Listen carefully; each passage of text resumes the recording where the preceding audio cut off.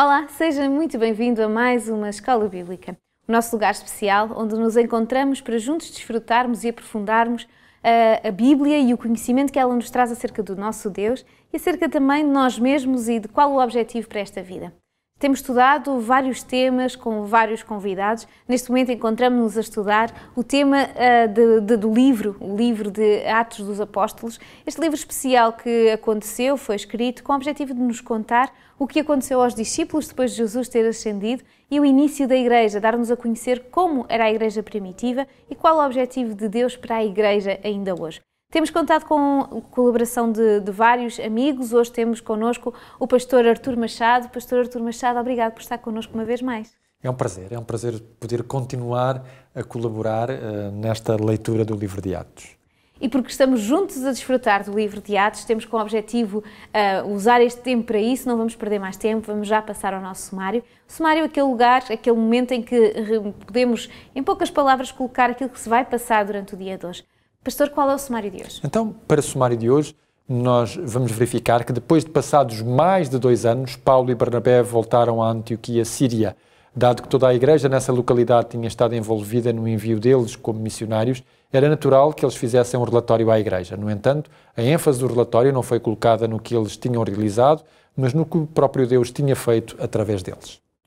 Vemos aqui que vai haver um momento em que vai ser mostrado, vai ser indicado aquilo que Deus faz, mas como sempre nós gostamos de abrir a Bíblia, porque é através dela e é através da leitura e do estudo dela que nós vamos encontrar as nossas respostas. Por isso vamos já abrir a Bíblia, vamos fazê-lo no livro de Atos, no capítulo 15 e no versículo 11. Então convido, se tiver a sua Bíblia por perto, a poder fazê-lo através da sua Bíblia, se não, para nos acompanhar na leitura do quadro que vamos já realizar.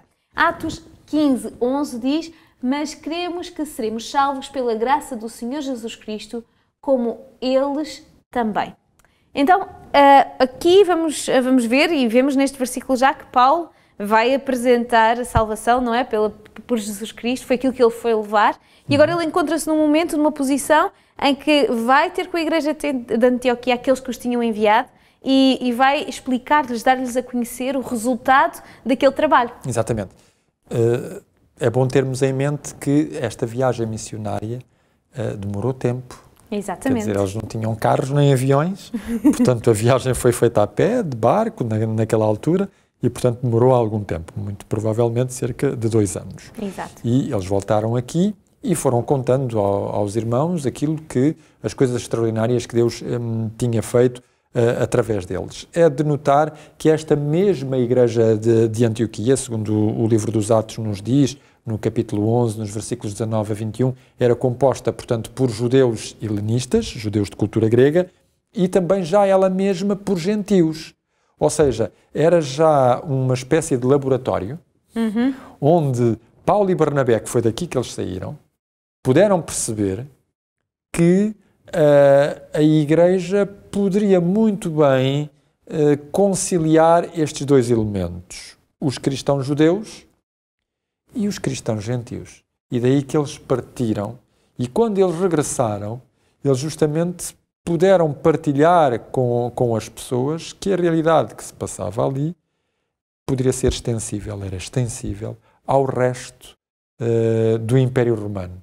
E este foi o grande sucesso da primeira viagem missionária, perceber que o Evangelho era aceite, que Deus fazia coisas extraordinárias mesmo fora do território da Palestina, e que isso mostrava que agora tinha que se avançar, que tinha que se descobrir novos territórios. No entanto, na Judeia, não é? Os judeus não tiveram quando eles chegam com esta informação, quando eles chegam com tudo isto, então eles vão chegar e vão encontrar alguma resistência dentro dos judeus, não é? Da parte da Judeia não ficou muito contente com esta apresentação destes factos. Nós vamos encontrá-los também na Epístola aos Gálatas, não é? Exato. Aliás, é este episódio que a Epístola aos Gálatas faz alusão, que alguns grupos de judeus, vamos perceber mais tarde que não foi Tiago, eles são próximos de Tiago, mas não foi Tiago quem os enviou.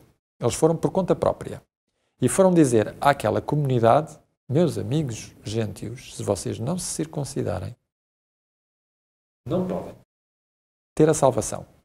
E os outros judeus também não podem comungar convosco.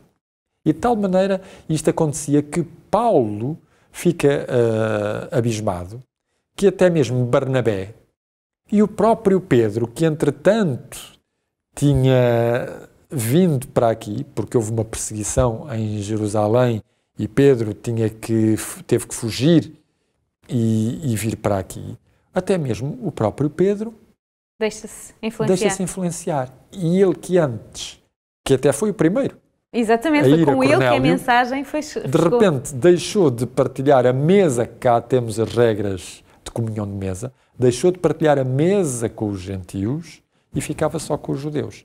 E é aqui que Paulo chama a atenção. Chama a atenção a Pedro, gera-se um burburinho, como se costuma dizer, não é? E os irmãos em Antioquia decidem, bom, a igreja tem que se pronunciar de uma vez por todas, a igreja em Jerusalém tem que se pronunciar de uma vez por todas, porque não podemos estar a investir, não são recursos financeiros, são recursos humanos, não podemos estar a investir nós próprios nesta comunhão, ver que as pessoas são atraídas para a mensagem e depois termos uma atitude que não é condizente com esta mesma mensagem. E, portanto, eles combinam em resolver este assunto, enviar uma delegação a Jerusalém e discutir este assunto com os responsáveis da Igreja naquilo que ficou conhecido como o primeiro concílio da Igreja. Mas antes de entrarmos no concílio, acho que é importante só poder esclarecer um bocadinho a importância da circuncisão para estes homens. Porquê que a circuncisão era tão importante para os judeus? Ela era a identidade, ou seja, o que estas pessoas têm medo é que o judaísmo perca identidade. Exatamente. Entrava-se no judaísmo pela circuncisão, tinha vindo com Abraão, portanto,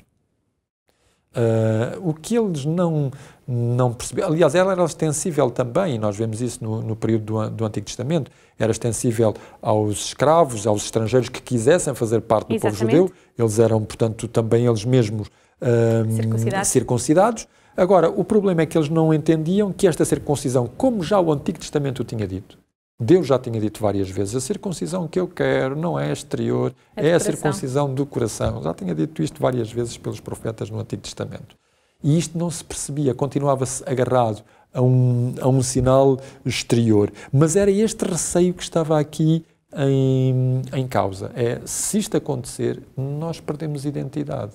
E este é um dos problemas, talvez, hoje em dia, mesmo para aqueles que pensam que a identidade depende só de certas coisas. É verdade que tem que haver uns pilares fundamentais da identidade, mas a identidade é também algo que se vai afinando à medida que nós vamos crescendo e nos vamos desenvolvendo. Se nós pudéssemos isso em palavras assim mais perceptíveis, tem a ver com o facto, o peso da tradição no cristianismo, não é? Porque aqui, no judaísmo, aquilo era quase o peso da tradição. Exatamente. E hoje nós, transportando para os dias de hoje, se calhar estamos a falar do peso que a tradição, e porque o meu avô já fazia, e porque já vem do tempo do início da Igreja, coisas que nós colocamos, que elas não têm base bíblica, têm a base tradição e que nós temos como identidade nossa. Pensamos que faz parte, ou seja, o cristianismo sem isto não é nada. Exatamente, quando na realidade são apenas partes e significantes, a mensagem principal, essa é que se deve manter. Exatamente. Mas agora, entrando já dentro da parte do concílio, vamos ver que tanto Pedro como Tiago vão ter muita importância e os discursos deles nesse concílio vão ser muito importantes. Porquê? Porque eles vão determinar o final do concílio, vão determinar o debate. Nós, quando começamos a ler o que acontece em Atos 15, lemos logo no versículo 7, havendo grande discussão. Exato. Portanto, a coisa estava em clivagem. Uns estavam contra e outros estavam a favor. E havia grande discussão. Até que se levanta o homem que iniciou isto tudo, que foi Pedro. E reparem, ele foi repreendido por Paulo, em Antioquia, e ele ultrapassou isso, porque ele percebeu que Paulo tem razão. Realmente eu não tinha motivos para me deixar pressionar. E ele vai falar, e ele vai dizer naquilo que é o nosso texto de hoje, nós cremos, porém, que somos salvos pela graça do Senhor Jesus Cristo, como eles também. Portanto, a salvação é igual para todos. Não está dependente do exatamente, de um ser circuncidado ou do outro não ser circuncidado. Isso foi ultrapassado. Eu mesmo percebi que isso tinha sido ultrapassado e, portanto, nós temos que perceber que Deus aceita. Deus não faz acepção de pessoas, Deus aceita todas as pessoas. Agora, temos é que entender o que é que Deus pede a cada um deles, judeus e gentios, dentro do cristianismo, qual é a plataforma a partir da qual nós podemos continuar a construir. Exatamente, e não passava pela circuncisão. Exatamente. A seguir vem Tiago. E Tiago é importante porque ele é o último a falar. Mostra-nos que Tiago é talvez o personagem que seja o responsável, o presidente, chamemos-lhe o que quisermos, desta igreja. Porque ele é o último a falar. Exato. Ele limita-se a resumir o discurso de Pedro, a mostrar que o discurso de Pedro é escriturístico, que está baseado nos profetas, e que, portanto, eles têm que aplicar aos gentios, não a circuncisão, não faz sentido. Estes gentios já nem nas sinagogas se queriam circuncidar, e, portanto, tem que haver uma outra plataforma em que digamos, pronto, se eles vieram do paganismo, vamos recomendar-lhes. Era isso que eu ia perguntar, qual é a recomendação que Tiago acaba com uma recomendação à igreja, não é? Exatamente. E qual é a recomendação que vamos recomendar-lhes, é o que nós temos em Atos 15:20, escrever-lhes que rejeitem as contaminações dos ídolos, a prostituição, os animais estrangulados e o sangue. E algumas pessoas podem pensar, aqui já não temos o sábado, já não temos outras coisas que estavam no Antigo Testamento, portanto os cristãos não têm que estar sobre essas orientações. Muitos esquecem-se do versículo 21. Exato. Porque Tiago continua, pois Moisés, desde os tempos antigos, tem em cada cidade quem o prega e cada sábado é lido nas sinagogas. E era nas sinagogas que estes cristãos, gentios e judeus, iam todos os sábados. Eles reuniam-se nas casas uns dos outros, mas também se reuniam nas sinagogas. Isso é uma constante no livro dos Atos. Paulo, nas suas viagens missionárias, vai sempre às sinagogas. Quando não há sinagoga, ele procura perceber se há um lugar de oração e é lá que ele vai. Ele se reúne. E, portanto, Tiago aplica aqui um princípio que muita gente não sabe, mas que era um princípio que já existia na sinagoga, que é o princípio das leis de Noé. Ou seja, os prosélitos gentios que não se queriam deixar circuncidar eram aceites na sinagoga na base destas leis de Noé. E quais eram estas leis de Noé? No fundo, elas eram 7 leis.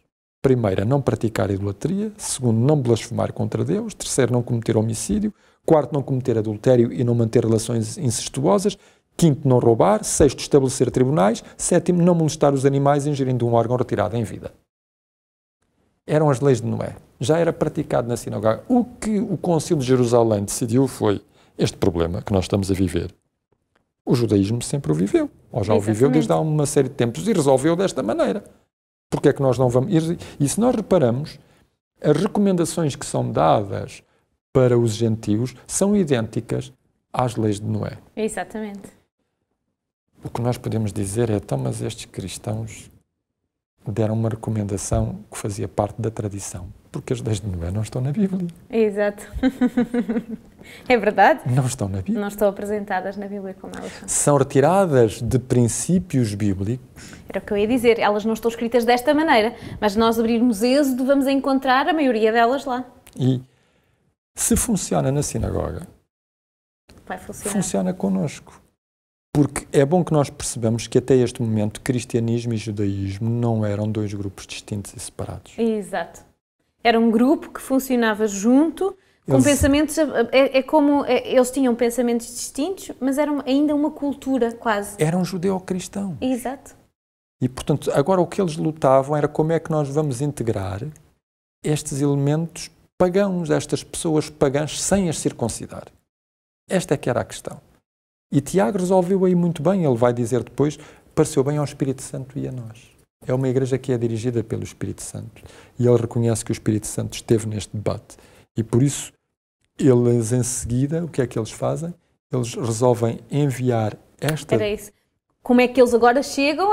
Tem que ser levado de toda a gente, exatamente, não é? Toda a gente vai ter que receber esta informação porque este é um papel importante que a Igreja aqui tem, que mostra que as decisões não são locais, as decisões da Igreja de Deus, aqueles que são os cristãos, eles devem viver independentemente de onde estão, dentro, baixo, o mesmo princípio, Exatamente. baixo, e isto é muito importante, porque aqui, logo do início das premissas, isto foi importante. Nós não somos uma igreja, não existem congregações, existe uma igreja mundial que deve toda seguir exatamente os mesmos parâmetros. Exatamente. Eles escrevem esta carta e vão mandá-la pela mão de pessoas que já tinham dado provas de que eram cristãos convictos. E, portanto, já tinham testemunhado, Exato. digamos, junto das respectivas comunidades. E acontece que o resultado é dado também em Atos 15. Depois que estas pessoas foram a Antioquia, a Igreja sentiu-se encorajada, motivada e pronta para continuar. E aqui temos como uma crise que poderia ter fraccionado a Igreja, pelo contrário, fortaleceu-a e levou-a justamente a constituir um elan para o seu envolvimento missionário futuro. Porque a diferença esteve na forma como as coisas foram resultado ou foram resolvidas, e isto é importante para nós vermos que quando as coisas são conduzidas da forma correta, uma crise não significa o fim de nada, Exatamente. pode significar o fortalecimento, não é, de alguma coisa. Então nós olhamos para esta história, olhamos para estes momentos e conseguimos aqui compreender como a ultrapassar esta crise foi importante, e a forma como todos estes discípulos trabalharam, estes apóstolos trabalharam juntos, e a Igreja trabalhou junta com um objetivo maior, que foi que todos eles pudessem viver em comunidade. Não houve importância de quem é que era o mais importante, não havia importância de quem é que falava melhor, a importância foi de um objetivo principal, e o objetivo principal é a Igreja. Isto tem muita coisa para nos ensinar a nós, não é? E este é o grande ensino que nós temos que os grandes ensinos que nós temos de tirar deste são muitos, mas se nós tivéssemos que aplicar, se tivéssemos que aprender fazendo, como é que nós íamos aprender e o que é que íamos fazer a partir deste momento? Nós aprendemos com Atos 15 que as convicções são importantes.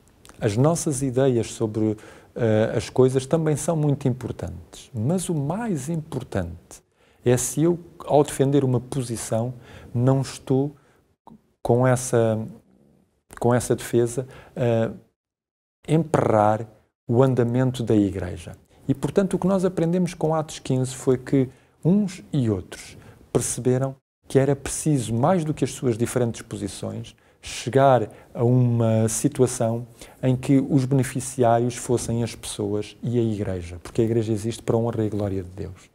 E, portanto, mais do que defender uma qualquer posição, o importante é perceber como é que nós podemos manter-nos bíblicos, ou seja, centrados na Bíblia, ter também como centro das nossas existências a Jesus, mas permitir que outros aspectos que são secundários não venham influenciar o andamento, o crescimento e o desenvolvimento da Igreja. E isso foi fundamental em Atos 15 e continua a ser fundamental nos nossos dias. Foi com este convite a nós olharmos para a Igreja de Deus, olharmos para aquilo que a forma como lidamos uns com os outros, tendo a Jesus Cristo no centro e deixando a nossa personalidade e deixando as nossas vontades para segundo plano, baixo a vontade de Deus, que pudemos aprender, pudemos crescer e pudemos juntos desfrutar daquilo que estes homens viveram. São, sem dúvida nenhuma, momentos maravilhosos vividos pelos discípulos, vividos pelos apóstolos, mas que eu acredito também que nós, hoje, nas nossas igrejas, podemos viver se também olharmos e colocarmos em prática desta mesma forma. É um convite maravilhoso que a Bíblia nos faz a viver com Ele desta maravilhosa maneira. Gostou de fazer parte deste encontro que tivemos aqui, desta escola em que podemos juntos aprender e aprofundar? Eu acredito que sim. Nós gostamos de ter desse lado, contamos consigo já na próxima aula bíblica, com o objetivo de juntos desfrutarmos e conhecermos a vontade de Deus para cada um de nós. Até já!